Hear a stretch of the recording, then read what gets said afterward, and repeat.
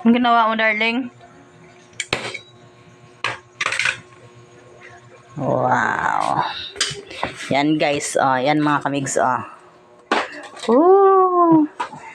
nag-change na naman kami ng cover. Yan.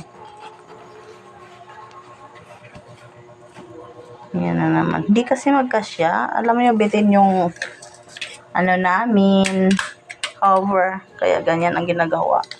Same sa isa, Hindi na wala na. Yung para sa table niya, wala. Kaya, bitin. Ay, iwan ko ba? 5 lang naman order ko noon. Tapos inano ko lang din 5. Bakit bitin?